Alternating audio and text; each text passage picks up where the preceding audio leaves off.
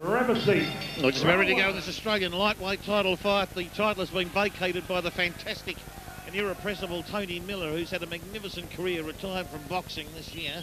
And Danny McGrail wearing controversial purple trunks, which are over knee length, and black piping, and the Stuart Patterson, the more traditional black with white piping there. And these boys look ready for go. Big action here, 12 3-minute rounds, and it's going to be a top fight. Well, but, yeah, sorry, Barry. Steve, the Australian Lightweight Championship is one of Australia's blue ribbon divisions. It's a title that I held for from 1978 to 85 and vacated it, and I held it very proudly. It was one of the highlights of my career to win the Australian Lightweight title, the same as I'm sure it will be for one of these guys tonight. Yes. And it makes for a great fight. These two have fought twice before for a draw and a victory on points to Stuart Patterson. And both these boys looking very fit and raring to go. And of course, Karim Nasher has fought Danny McGrail as well, and Karim beat McGrail earlier on in the year. Yeah, well, actually, they fought for the Australian Junior Lightweight title. I was speaking to Ray Giles earlier, and they told me that they took it on a couple of days' notice, and Danny McGrail had to take off 5 kilos in 2 days to make the weight limit. Not making an excuse, because Karim Nasher is a worthy champion. Yes. And Danny McGrail's a worthy contender. Stuart Patterson, a very hard guy to fight. He fights in the the traditional Ambrose Palmer side-on cross-arm style. A real textbook boxer, Stuart Patterson. Yeah, protects himself well, doesn't he? That right hand's always protecting that chin. Always superbly conditioned, always turns himself out 110%. He does. He loves his boxing. He's very serious about it. And he's been waiting for a title shot. He's fought Tony Miller a couple of times too, Stuart. Yeah, he was a bit unlucky the first time, for sure. Yeah, and they've had a couple of wars, those two, no doubt about that. And here we go now. These two boys are going to be whoever wins this tonight will be a worthy winner of this title. This magnificent, prestigious Australian lightweight title, as Barry just said. It's an honour to win this one. For sure. A blue ribbon belt. Well, Danny McGrail, I've believe it or not, my nephew is being trained by Danny McGrail on the Gold Coast. And Stuart Patterson's a very good friend of mine, and I'd really certainly love to see him win the Australian lightweight title. The best man will win tonight, obviously, but Danny McGrail is actually training my nephew up in Queensland, and my brother-in-law, Bird, has been having a look at Danny, and he's been doing a lot of boxing with world-rated lightweight Love Mornadu. And evidently, he's been going very well with Love Mornadu. He looks to me, it's the first time I've seen McGrail, he looks a very strong boy. He looks a big lightweight. Yeah, he is. He's got broad shoulders, sort of upper body strength, Barry. Yep. Stuart Patterson, on the other hand, is built like a whippet. He's exceedingly quick.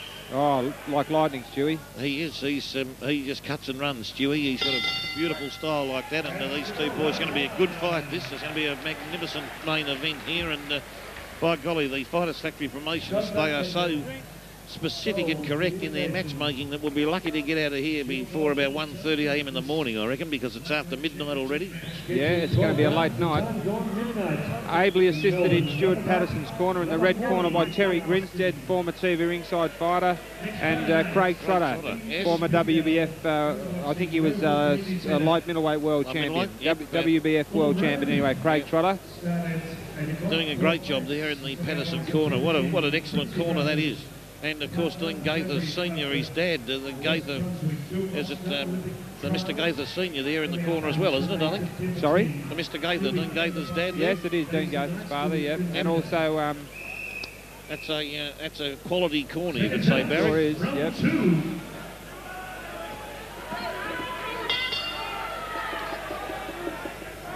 Yeah, Danny McGrail keen to get on with it here in the second round.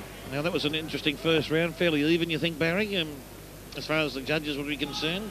Yeah, I won't have a crack at scoring the first round, Steve. I really was a bit distracted there, just thinking about the hype behind the whole thing. Yes, that's all right. No, I think it was fairly even, and the boys will start to rev up a bit now. Oh, McGrail a banger for sure.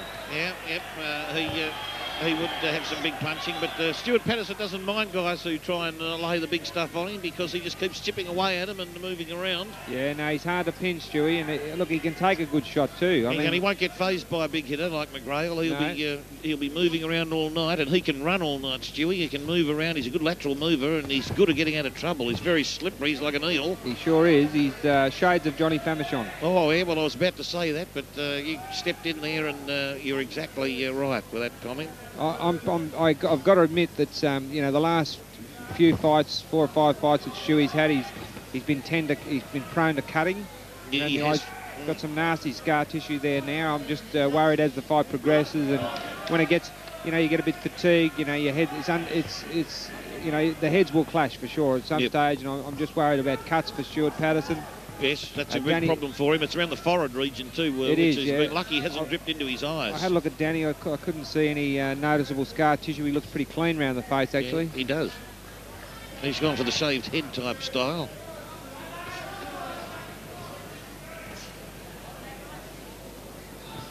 Stewie does have that problem on the forehead. That's where he seems to cut just in the upper forehead area. And that's the problem area. And there's much that can be done about that, but we'll wait and see as the fight progresses if it can be a problem. Now McGrail is basically anchoring himself in the middle of the ring, is chopping away at Patterson at every opportunity there, moving pretty well, but Patterson's quick to the task. He can read most of it, and he's quick to get out of the way. I'll tell you, if I was in Danny McGrail's corner, I would be inclined to be saying to Danny, look, just try and cut him off and concentrate on a body attack, and then worry about the headshots. Yes. Because he's just so hard to pin with the headshots, Stuart Patterson. Certainly with that bobbing and weaving, slipping style. I'd try and really slow him up with the body shots. Whack him around the side. Any bit of skin you could see, mate, you know, below the shoulders, you know, solar plexus and all that, you know. Right. Just whack away at the solar plexus, the liver, the kidney, any skin you see. And those small ribs and the small ribs. Yeah, that's where the short ribs.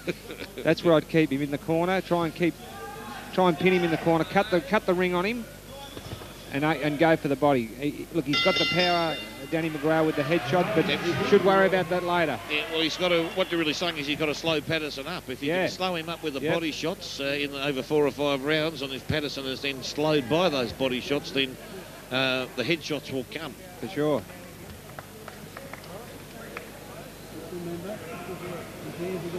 It will be interesting to see if, from that point of view, McGrail's one-dimensional or whether he can change tactics. Yep. Barry. Well, he's got Ray Giles in his corner, and you know, Ray's been in with some of the greatest fighters this country's ever produced. He's a top conditioner. He originally, I think, been conditioning people all his life, but involved with the Collingwood Football Club for a long time. That's right. Yes. And a lot to do down there. And a lot of great fighters. He's certainly, you know, worked with Ray.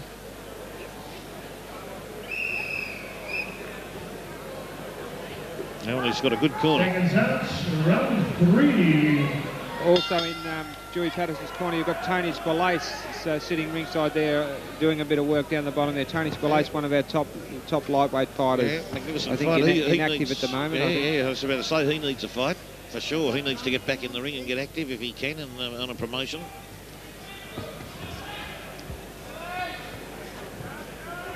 Stuart Patterson moving around again. Now the McGrail tactics, just to keep an eye on him to see if they change at all. But Patterson slipping pretty well there. Yeah, he read those punches well, and then he's trying to sneak a right hand through Patterson's defences there. Came around with the left hand. He was trying to aim for the body, but he still seems to be focusing attack on Patterson, perhaps towards the head region still. We'll have to see. Yeah.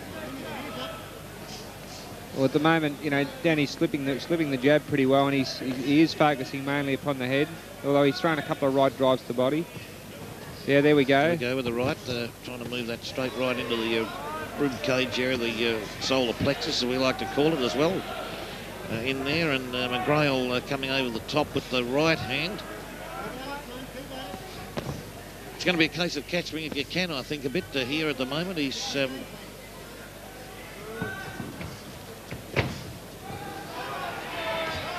Patterson firing back now off the ropes. McGrail attempting to go with him. And Patterson trying to work downstairs as well Jab with to the the body, left hand. jab That was to very the nice, head. that. Trying to mix it up, which is good boxing from Stuart Patterson. He'd be, his corner would be well and truly... Nice work by Stewie. I tell you, he uses the ring so well, Stewie Patterson, but I tell you what, he's got some power in that left rip, or that left hook in particular. Yep. Danny